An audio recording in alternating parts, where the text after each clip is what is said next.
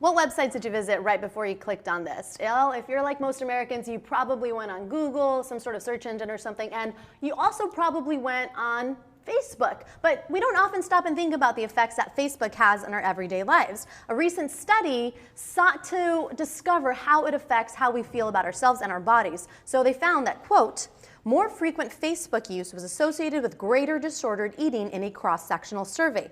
Facebook use was associated with the maintenance of weight-shaped concerns and state anxiety compared to an alternate internet activity.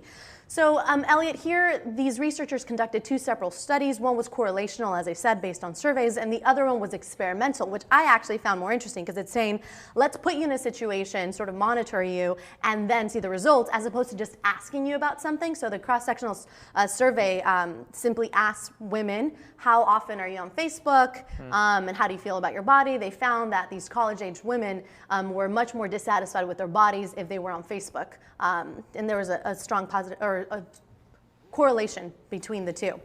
In the other one, though, they had some women go on the internet and look at random neutral activities and websites, while others went on Facebook for 20 minutes. And they found that those that were on Facebook were much more anxious than the ones that were not. In fact, the ones that were looking at like cat pictures found that their anxiety actually decreased. Sure. So there seems to be something specific about Facebook and Facebook use that makes us feel pretty shitty about ourselves. Right, it's pernicious, right? I mean, I find it very, so let me just ask a couple of quick questions before I launch into my diatribe.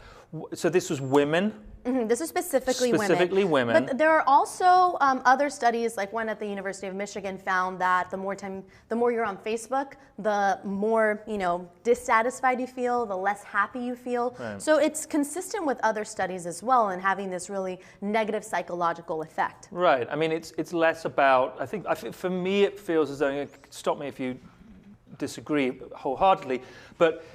For me, Facebook is less about social connection and more about social self-aggrandizement. So sort of, it's like your own personal. You're showboating. It's a sense of which you're showboating about how great my life is, and this is my cool friends, and oh, I'm having such a great time. But here, let me just stop a second and take a photograph and show you what a great time I'm having. If I'm having a great time, I'm more inclined just to be having a great time and fuck the rest of you. So we end up with exactly. So we end up with these inaccurate representations of who we are. We essentially say these are the best moments of my life. Let me upload that. We don't upload when we're crying or having a bad day or eating a bag of Doritos. Right. Exactly. I mean, But what happens is, even though we know that we are selecting certain images to post and that we're providing sort of this specific self-image to the world, even though we're cognizant of that, it seems that on a subconscious level we don't realize that other people are doing the same thing. So we're making upward social comparisons and saying, oh my gosh, Lisa's life is so much better. Oh my gosh, Lisa's so much skinnier. She's so much hotter. She's so much smarter. Look at her, blah, blah, blah. She sounds great. Who's Lisa? You got a number? No, but we seem to think that these are people's real lives, right? And we have just slices of their lives and piece together a whole when really it's 1% of what's happening.